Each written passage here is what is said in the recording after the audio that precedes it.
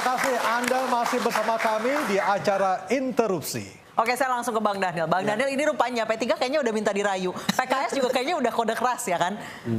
Cintanya bertepuk sebelah tangan apa enggak? Pertama begini, Pak Prabowo memutuskan ingin merangkul banyak parpol sebagai simbolisasi persatuan. Itu pertama. Kemudian kedua, Pak Prabowo sadar betul bahwasannya kita mengalami yang kami sebut sebagai power dilemma. Di satu sisi kita ingin pemerintahan Pak Prabowo dan Mas Gibran nanti efektif. Nah, maka kita butuh dukungan parlemen yang kuat. Minimal berapa di parlemen Bang Daniel kekuatannya? 70%. 70 ya? Berarti hanya menyisakan sekitar 2 partai di oposisi. Kemudian kedua, di sisi lain memang di sisi lain kita memang faktanya ingin menjaga demokrasi kita sehat. Demokrasi yang sehat salah satu simbolnya tentu ada pressure group yang juga secara konsisten melakukan pengawasan terhadap pemerintah. Oke, nah, di antara dua dilema sudah masuk ini, dalam radar Pak Prabowo untuk diajak ke dalam. Berarti udah masuk dong. Semua yang siap bekerja sama dengan Pak Prabowo dan Mas Gibran tentu terbuka peluangnya. Nah, tapi sampai dengan detik ini kan belum ada satupun partai sebenarnya yang dijanjikan kursi misalnya. Termasuk PKB. Yang ada misalnya PKB ya. PKB misalnya menyatakan siap bekerja sama, ya, segala macam. sama dengan Nasdem menyatakan siap bekerja sama. Tidak satupun partai politik yang menyatakan siap menjadi menteri. Nggak ada yang semuanya kalimat yang mereka gunakan digunakan oleh PKB, digunakan oleh Nasdem itu adalah siap bekerja sama. Pun demikian dengan P3, kalimat yang digunakan itu adalah siap bekerja sama. Jadi terus terang dalam posisi Pak Prabowo, posisi Partai Gerindra tentu pada waktunya mereka akan siapkan bahasa yang lebih konkret. Apakah sudah ada ketua parpol yang menyerahkan atau menyetor nama-nama yang sudah dipilih Pak Prabowo? Mas Aryo, jangankan parpol, di luar parpol pun yang mengirimkan CV-nya dan ingin jadi menteri itu banyak. Jadi dalam konteks itu kalau parpol itu adalah hal yang wajar. Orang yang tadinya bukan di parpol saja itu pasti banyak ngirim CV. Jangan ke Pak Prabowo, ke jubirnya saja ada yang ngirim CV. Berarti udah banyak Saya mau katakan ya, Mas, ya? Iya, saya mau katakan apa? Ini ada 275 juta orang jangan-jangan yang ingin jadi menteri. Nah, jadi itu hal yang wajar saja. Saat ini bursa prediksi calon menteri itu sudah beredar di sosmed ya. Kita lihat sedikit. Apakah ada wajah Bang Daniel di situ? Kita lihat. Yang pertama gambar adalah Ketua Umum Partai Golkar, Pak Erlangga Hartarto, dan juga Ketua Umum PAN. Kalau ini tidak surprise lagi lah kalau ini. Ya. Bisa di skip. Ada Agus Harimurti Yudhoyono dan Rahayu Saraswati. Ini juga wajib kalau itu tadi. Bang Yusril juga ada masuk sebagai bursa, kalau saya tidak salah Menko Polhukam, benar? Atau Menkumham? Saya nggak tahu. Peng sweet aja sama Mas Daniel. Sweet sama Bang Daniel. Betul. Oke, ini dari jalur tim ses ada Rosan Ruslani dan Budiman Sujatmiko, mantan koleganya Bang Masinton di PDIP nih. Ada Bang Ara juga. Sama juga nih. Jangan-jangan ada penugasan ya. Oke, itulah ada nama-nama yang beredar saat ini di tengah-tengah masyarakat. Bang Masinton, saya ke Bang Masinton. Kalau Pak Prabowo ingin merangkul semua partai, tadi Bang Dali bilang sampai 70% targetnya di DPR itu dikuasai sebagai partai pemerintah. Apakah ini menunjukkan ketidakpedean Pak Prabowo? Padahal Pak Prabowo mengantongi 58 suara hasil Pilpres di pemilu 2024 ini. Ya harusnya lebih pede ya. Jadi Anda bilang ini Prabowo tidak pede gitu ya? Saya tidak katakan bahwa beliau bukan tidak pede, ya harusnya lebih pede. Karena apapun dalam sistem presidensial kita itu, prerogatif itu ada di presiden.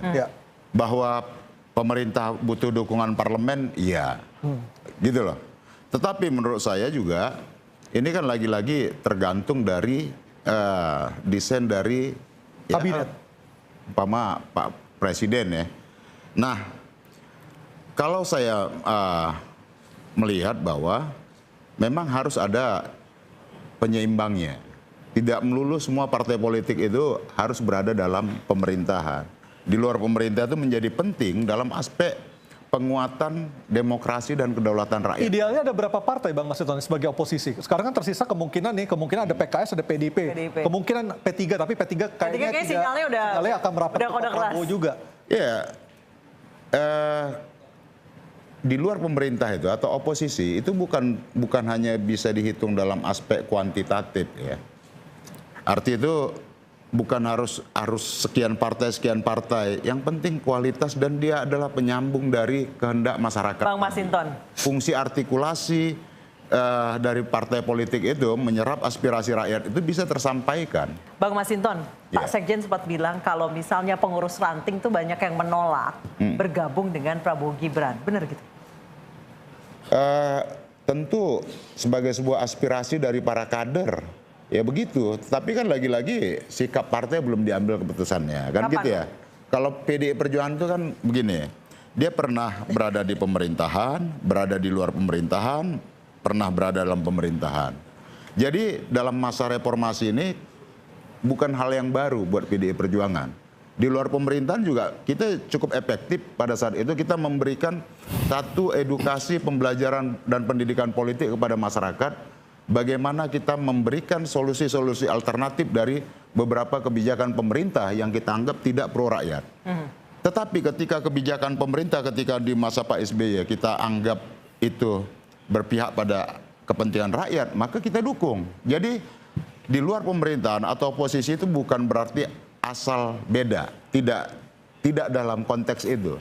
Tapi kita memberikan satu alternatif program. Bagaimana PDIP melihat partai-partai seperti PKB yang tadi berseberangan dengan Pak Prabowo sekarang justru mengendorse atau menempatkan diri sebagai partai pendukung Pak Prabowo setelah pemilu. Bagaimana PDIP melihat hal ini? Ya itu kan pilihan partai politik masing-masing lah ya. Kita tidak dalam kapasitas itu untuk menilai itu. Baik, tapi bagi saya politik itu butuh komitmen dan konsistensi. Ada interupsi. Ini teman saya menghisap gitu loh. Jadi kalau itu tugasnya Masinton berat. Dia harus keliling sekolah-sekolah dari PAUD menjelaskan bahwa oposisi itu nggak jelek. Selama ini kan namanya oposisi itu memberontak, selalu bilang enggak, melalui enggak. Jadi orang makanya P3 juga nggak mau oposisi karena kesannya jelek.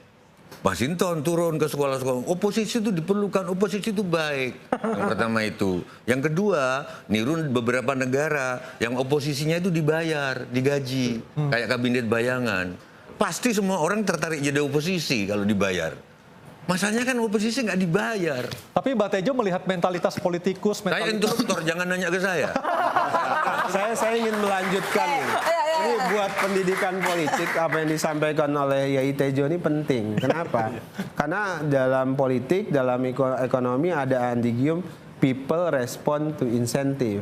Apa di Indonesia insentif bagi oposisi itu relatif tidak ada. Maksud saya begini. Bagaimana bisa menjamin misalnya ketika Anda jadi oposisi itu menang pemilu? Tapi kan jarang Bang Daniel jadi. lebih mudah Coba jadi lihat pengkritik ataupun pengamat. PKB itu nggak pernah jadi oposisi, tapi suaranya naik terus. Ya kan? Ya. PDIP itu adalah partai yang memerintah selama 10 tahun ini, gitu ya. Tapi nggak turun-turun tuh partainya, suaranya begitu. Nah, kemudian ada semua partai Golkar. Golkar nggak pernah beroposisi sepanjang karir keberadaan politiknya. Nah, suaranya konsisten kalau pakai tren naik. Nah, saya mau katakan apa? Ini di luar sikap saya misalnya sebagai representasi Pak Prabowo.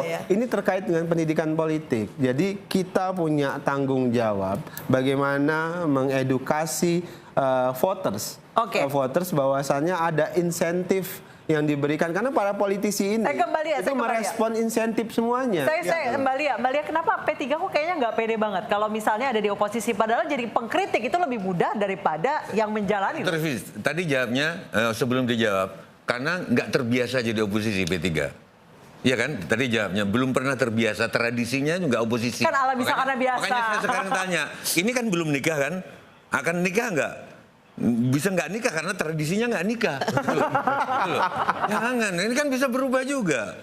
Yang artinya hanya mindset saja ya, cara berpikir. Mindset, gimana? Mbak Lia silakan. Ya kalau kita memilih sistem pemerintahan presidensial dengan sistem multipartai, memang agak sulit untuk memfungsikan parlemen dan pemerintahan itu antara kekuasaan dan oposisi itu menjadi efektif. Seringkali sebenarnya walaupun ada oposisi, tetapi seperti yang tadi Bang Masinton bilang, kadang-kadang selaku oposisi juga tidak selalu tidak setuju dengan kebijakan pemerintah. Artinya sebenarnya agak tidak terlalu besar ya fungsi oposisi dalam sistem pemerintahan presidensial dengan multipartai. Bukankah itu tergantung iman dari partainya sendiri, Mbak Lia? Kalau misalnya imannya kuat, apapun misalnya di istiqomah gitu ya, apapun yang dia anggap itu tidak benar, pasti dia akan kencang menyuarakannya dari parlemen. Karena kekuatan oposisi pun kalau ada di parlemen itu tidak signifikan. Sekarang ya kalau yang saya lihat karena kalah jumlah atau gimana, Mbak Lia? Tidak kalah jumlah, tetapi selalu walaupun posisinya tidak ada di kekuasaan, tetapi ketika ada undang-undang kesannya kok semua partai nggak ada perdebatan yang signifikan gitu. Artinya sekarang penting nggak sih penting nggak sih misalnya memposisikan dengan jelas oposisi dengan tidak. Tapi karena kenyataannya yang oposisi pun kadang-kadang ya sama aja dengan yang ada dalam kekuasaan. Ketika kita melihat kebijakan di parlemen di 10 tahun terakhir ini. Nah, ketika itu kita melihat hal seperti itu, akhirnya di pertimbangan mana yang lebih menguntungkan atau mana yang lebih mendapatkan kemaslahatan berada di luar kekuasaan atau di dalam kekuasaan.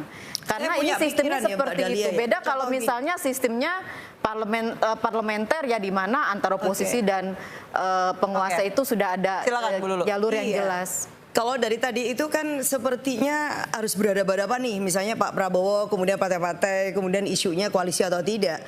Justru yang menjadi pikiran saya, kenapa kemudian, katakanlah seperti PDIP, mohon maaf ya Mas ya, saya sebenarnya memang menunggu juga, tidak kemudian melakukan konsolidasi sehingga oposisi itu akan membesar di parlemen gitu. Sehingga rencana dari katakanlah pemerintah yang baru itu yang mencoba membuat formula 70-30 bisa saja tidak terjadi. Kalau kemudian di satu sisi PDIP itu juga memimpin sebuah barisan. Nah ini kan sampai saat ini kita ini belum mendengar langkah-langkah PDIP katakanlah yang mencoba untuk membuat barisan oposisi di parlemen. Sehingga menurut saya kepentingan rakyat itu akan benar-benar bisa terjaga kalau tidak terlalu jauh jaraknya. Jadi kalau 70-30 pasti yang 30 itu nggak akan kedengaran. Paling-paling juga akan dikooptasi juga gitu. Tetapi kalau kemudian barisan yang oposisi, katakanlah PDIP, karena apapun PDIP masih menang pemilu ya kan. Kemudian dia bisa memberikan tawaran sekaligus juga bisa membuka cakrawala tentang kepentingan, mungkin insentif, bisa elektoral dong. Apalagi kemudian kita masih punya hajatan pilkada yang akan kita hadapi di 270. Artinya Anda menunggu jawaban pasti dari PDIP ya? Ya, dan berharapnya PDIP jadi koalisi ya, jadi oposisi ya Bu? Ya kenapa tidak gitu loh, artinya kan akan ada dua kekuatan memang akhirnya pemerintah Pak Prabowo ini kan sudah silaturahim nih ya kan. Tetapi kan kemudian mohon maaf nih Ketua Umum PDIP kan boleh juga silaturahim ke partai-partai untuk kemudian memperkuat parlemen. Kita korek di luar nanti Bang Masinton, kita korek nanti Bang Masinton usai jeda.